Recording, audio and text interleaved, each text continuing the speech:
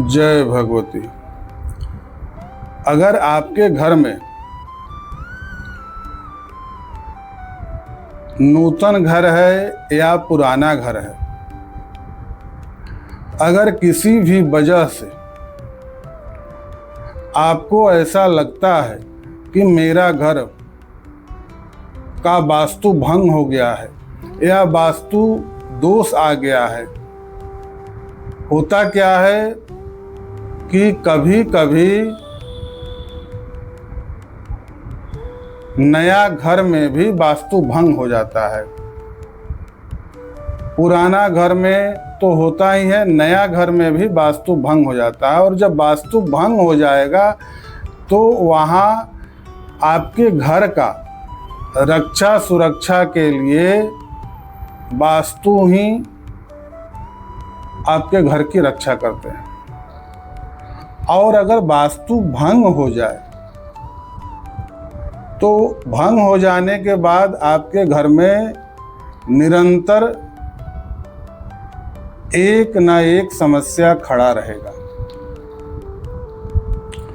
कोई ना कोई बीमार रहेगा, हमेशा किसी न किसी को कोई ना कोई समस्या रहेगा। घर में किसी का मन नहीं लगेगा, मन हमेशा अशांत रहेगा। मन आपका हमेशा अशांत रहेगा। तो इसके लिए क्या कर सकते हैं? ऐसे हम पहचानेंगे भी कैसे? कुछ छोटा छोटा चीज़ है कि जिसके आधार पर कुछ चीज़ पहचान भी सकते हैं। जैसे कि नया घर में ही दरार पड़ जाना।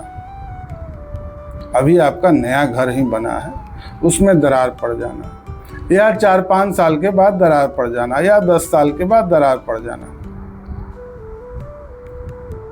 होता है कभी कभी भूकंप इत्यादि ये सब जब आता है तो थोड़ा बहुत असर पड़ता है, मगर बिना कुछ ऐसी परिस्थिति के भी अगर आपका घर में दरार आ जाता है, दरार का मतलब कि सीधा आपका घर फट जाए, ऐसे ऐसे लाइनिंग, तो आपको उस घर का प्राण निकल गया।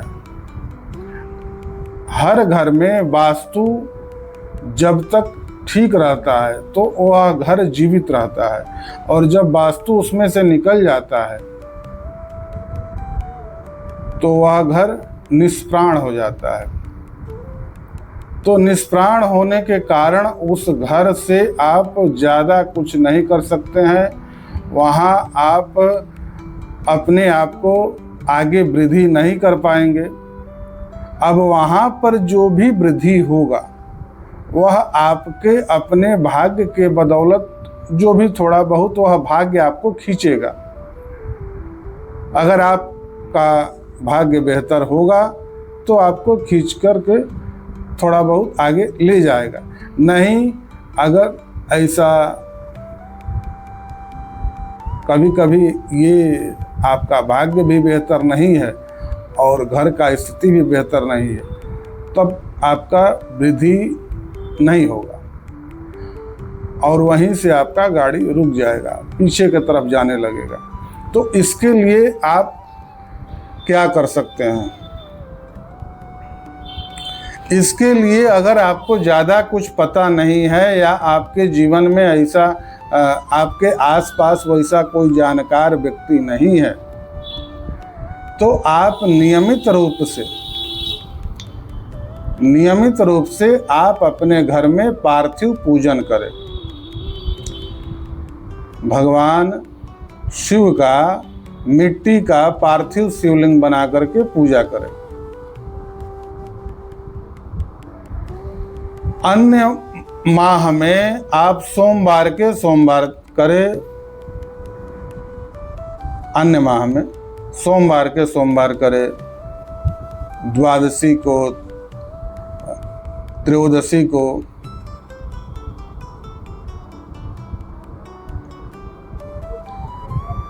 इस तरह द्वादशी, त्रयोदशी, और आपको अगर श्रावण मास आपको मिल जाए उस कड़ी में तो आप सावन में, पूरे सावन आप पार्थिव पूजन करें।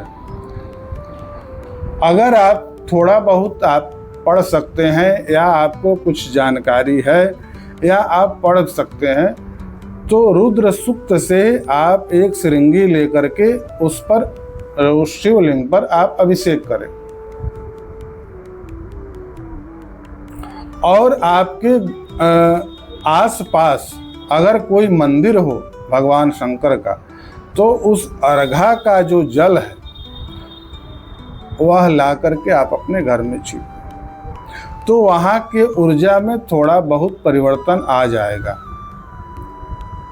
पूर्ण रूप से परिवर्तन तभी आएगा कि जब उस घर में वास्तु दोबारा डाला जाएगा। वास्तु नहीं डालिएगा तब तक वह पूर्ण उसका समाधान नहीं होगा, कुछ न कुछ समस्या बना रहेगा। हाँ, ये चीज आपको राहत देने लगेगा। भगवान शिव का पार्थिव शिवलिंग बना करके नियमित पूजा आप अगर कर रहे हैं तो ये चीज आपको लाभ जरूर देगा, कुछ हद तक राहत कर देगा, मगर पूर्ण रूप से उस समस्या से छुटकारा के लिए आपको वास्तु फिर से डलवाना होगा, तभी जाकर के पूर्ण शांति होगा।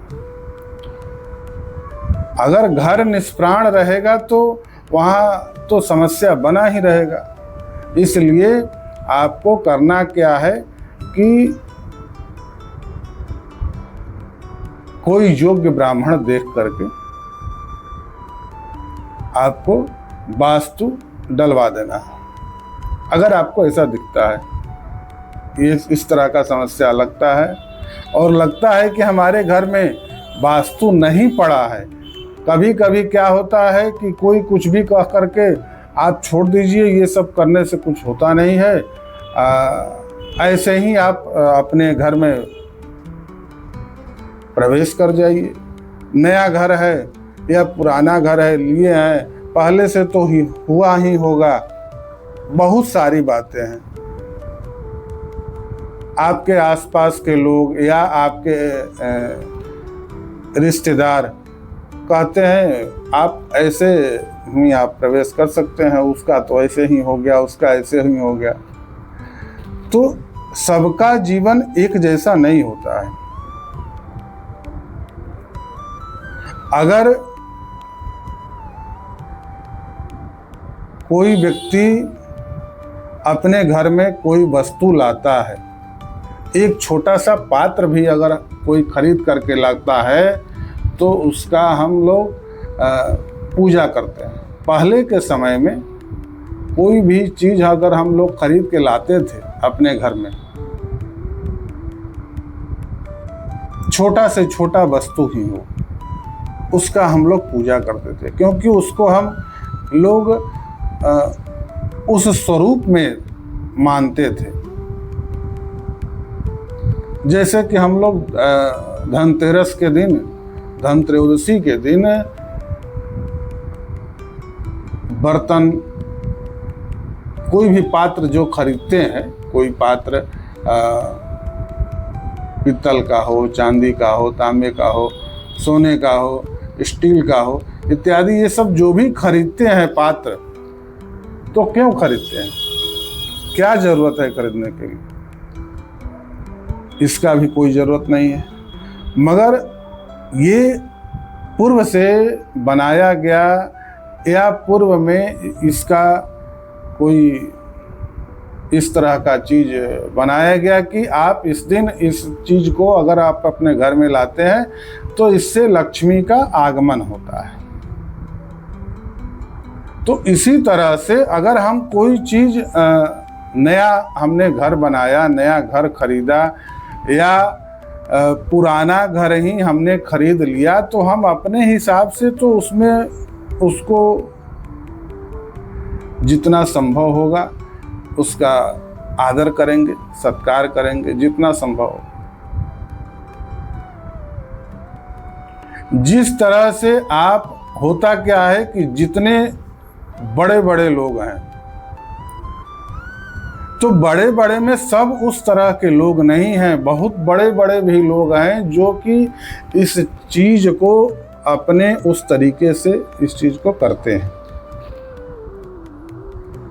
हाँ, मगर कुछ व्यक्ति ऐसे भी हैं कि जिनको लगता है कि अब हमारे जीवन में कोई परेशानी नहीं आएगा, या हम अभी ठीक है, चलो ऐसे ही सब कुछ चल रहा है, ठीक है, हो जाने दो, इससे होगा क्या। तो समय जब समय परिवर्तन होता है और जब परेशानी आने लगती है, बार बार परेशानी आने लगती है, तब आपको लगता है कि ये सब कहाँ से आ रहा है। तो वो आपको पहले मौका दिया कि आप गलती करिए, मगर आप गलती करेंगे तभी तो आगे आपको दंड दिया जाएगा। तो ये सब चीज़ होता है, और हर व्यक्ति का आप अलग अलग उनका अपना तरीका है। कभी कभी अगर आपके साथ कुछ बुरा होने वाला भी है, उसके वजह से भी आप सही काम नहीं कर पाते। मेरा कहने का तात्पर्य यही था कि कभी भी किसी इस तरह का परिस्थिति आए किसी के जीवन में, नया घर हो, पुराना घर हो, या आपका पूर्व का पैतृक ही हो, उसको हम नूतन बनाए, नया ढंग से बना रहे हैं, तोड़ करके बना रहे हैं, या आधा तोड़ करके बना रहे हैं, तब पर भी आपको उसमें वास्तु डालना चाहिए। अगर वास्तु आप नहीं डालते हैं तो आपको आपके जीवन में परेशानी आएगा, क्योंकि आपका वास्तु भंग हो गया। और जब आने लगेगा ना, तो छोड़ेगा नहीं जल्दी, क्योंकि जब घर खुला रहेगा, घर का दरवाजा चारों तरफ से खुला है, आपने पूरी छूट दे दिया, कोई भी आ सकता है, कोई भी जा सकता है। तो जब ऐसा परिस्थिति होगा तो वहाँ हर तरह का चीज, जीव जंतु से लेकर के भूत प्रेत राक्षस ब्रह्म बैताल इत्यादि सारा चीज जो है उसका अपना आने का रास्ता बन जाएगा। कोई भी आ सकता है, तो कोई भी आएगा तो अपना प्रभाव दिखाएगा। इसलिए आपको यही करना है कि वास्तु जरूर डालना चाहिए। अन्यथा अगर कोई किसी को परेशानी से कोई जूझ रहा है तो जो हमने उपाय बताया है उसको जरूर करना चाहिए। जय भगवान।